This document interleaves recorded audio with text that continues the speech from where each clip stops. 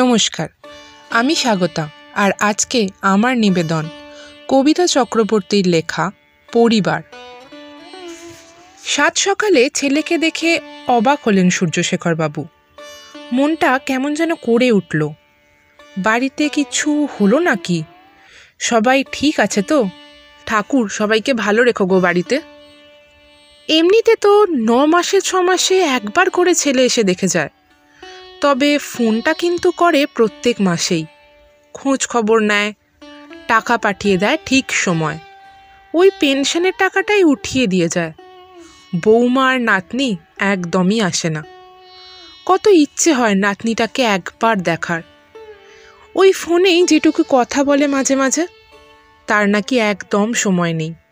কথা বলারই তো সময় থাকে না। নেহাত ফোন করে কথা বলতে চাইলে একটু কথা বলে, দেখার জন্য প্রাণটা আকুল হয়ে থাকে, কিন্তু দেখা আর হয় না। এখানে আসতে তার নাকি ভালো লাগে না। প্রথম খুব মন খারাপ লাগলেও এখন এখানে কিন্তু সত্যিই তিনি খুব ভালো আছেন। অনেক বন্ধু সাথী আছে এখানে, সমবয়সী বা আরও বেশি বয়সী, যারা তার মতোই সংসারে ব্রাত্য। তাদের সাথে সত্যিই খুব ভালো থাকেন এখানে তিনি। আর এরা সত্যি খুব দেখাশোনা করে সবার। অসুখ বিসুখ হলে দেখাশোনা করা বা একসাথে একটু বাইরে নিয়ে যাওয়া, এরা সবই করে। কিছুর অভাব রাখে না এরা। শুধু নিজের পরিবারটা তো এটা দিতে পারে না। তাও এখন এটাই তাদের সকলের পরিবার হয়ে গেছে। আজ প্রায় 10 বছর হলো সুমিতা চলে গেছে। তারপর থেকে ছেলের সংসারে অনেক অসুবিধা হচ্ছিল তাকে নিয়ে। তার জন্য নাকি ওরা কোথাও যেতে পারে না, অসুস্থ হয়ে গেলে বৌমার অসুবিধা হয় সব দিক সামলানো, ঠিক টাইমে খাবার দেওয়া, সেটাও খুব অসুবিধার। ছেলের ব্যবহারও দিন দিন বদলে যেতে থাকলো। এরকম একটা মানুষ তো সংসারের বোঝাই হয়ে যায় একটা সময়। খুব ভালোবাসার মানুষের কাছেও বোঝা একটা হয়ে দাঁড়ায়। বাধ্য হয়ে বৃদ্ধাশ্রমটাকেই সবাই ঠিক মনে করলো। ছেলে বোঝালো যে ওখানে গেলে নাকি কথা বলার অনেক সঙ্গী পাওয়া যাবে, সময় ভালো কাটবে, ওরা সব দেখাশোনা করবে। কিছু তো বলার নেই, মানতেই হয় একটা সময় সব কিছু। বাধ্য হয়ে এই বৃদ্ধাশ্রমে আসতেই হলো। মন সায় না দিলেও বাধ্য হতে হলো সংসারের শান্তির জন্য, ওদের সুখের কথা ভেবে। এই তো কদিন আগে পুজোর জামা দিয়ে গেল ছেলে, তাহলে আজ হঠাৎ কি মনে করে ছেলে এলো? জানলা দিয়ে ছেলেকে আসতে দেখে তাড়াতাড়ি দরজায় গিয়ে দাঁড়ালেন সূর্যশেখর। ছেলে একদিনের জন্য বাড়ি নিয়ে যেতে এসেছে।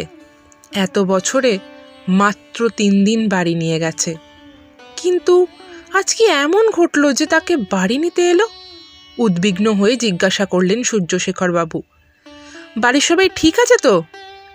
ছেলে হেসে বলল, সুখবর আছে, তোমার নাতনির বিয়ে ঠিক হচ্ছে। আজ ছেলের বাড়ির লোক দেখতে আসবে ওকে। খুব ভালো পরিবার বুঝলে, একদম হীরের টুকরো ছেলে। ছবি দেখে ওদের খুব পছন্দ তোমার নাতনিকে। ছেলে ডাক্তার, আজ ওরা দেখতে আসবে, তাই তোমাকে নিতে এসেছি।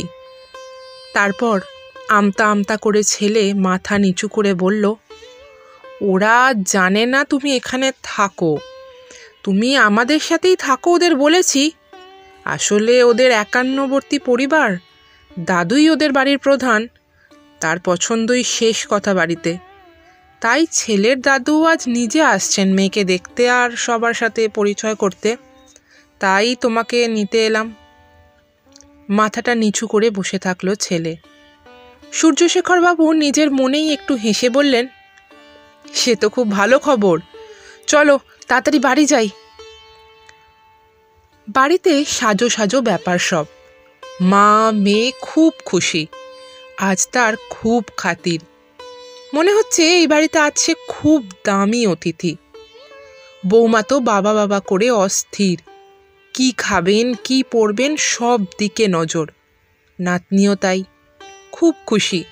এমন হীরের টুকরো ছেলের সাথে বিয়ে হওয়া মানে তো খুশি হওয়া স্বাভাবিক।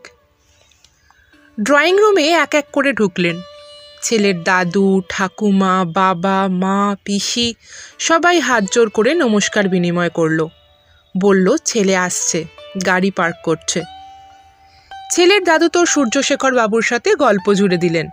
তাদের 51বর্তী পরিবার সবাই একসাথে থাকে। আপনার নাতনি কিন্তু আমার পরিবারের বড় নাত বউ হবে। সবাইকে নিয়ে থাকতে হবে কিন্তু, পারবে তো? সূর্যশেখরবাবু বললেন, নিশ্চয়ই সবাইকে নিয়ে থাকতে পারবে আমার নাতনি। যদিও আমাদের ছোট্ট পরিবার, কিন্তু আমরা সবাই একসাথেই খুব ভালোই থাকি। এমন সময় ঘরে ঢুকলো ছেলে, অর্থাৎ পাত্র। ঢুকেই সূর্যশেখরের দিকে নজর গেল।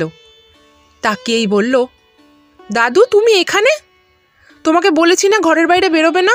এত অসুস্থ তুমি, উঠলেই মাথা ঘুরে যাচ্ছে, কত প্রেশার তোমার, আর তুমি এখানে এসেছো? ওরা তোমাকে ছাড়লো কি করে? আর ওদের বলেছিলাম বাড়ির লোককে জানাতে, আমার সাথে দেখা করতে, কিছুই তো করলে না। এখানে এলে কি করে তুমি? তোমার বেরোনো একদম উচিত হয়নি, যে কোনো সময় তুমি অসুস্থ হয়ে যাবে। ছেলের দাদু বললেন, তুই চিনিস না কি ওনাকে? হ্যাঁ, আমি তো বৃদ্ধাশ্রমে ওনাদের চিকিৎসা করি। তোরে ছেলে বলল। ওনার বাড়ির লোককে বারবার দেখা করার কথা বললেও কেউ আসেনি দেখা করতে। উনি খুব অসুস্থ, ভালো চিকিৎসা দরকার ওনার। ঘরের মধ্যে সবাই চুপ হয়ে গেল। ছেলের দাদু সূর্যশেখরবাবুর মুখের দিকে তাকালেন। সূর্যশেখরবাবু মুখ নিচু করে নিলেন। সমাপ্ত। কেমন লাগলো আজকের এই গল্পটা? ভালো লেগে থাকলে অবশ্যই জানাবেন, আর লাইক করবেন, কমেন্ট করবেন, শেয়ার করবেন, আর চ্যানেলটাকে সাবস্ক্রাইব করবেন এরকম আরও নানান গল্প পাওয়ার জন্য। সাবস্ক্রাইব করে বেল নোটিফিকেশনে অল ক্লিক করে রাখবেন, যাতে এরকম গল্প আরও দিলে আপনার কাছে প্রথমেই নোটিফিকেশনে চলে আসে। ধন্যবাদ।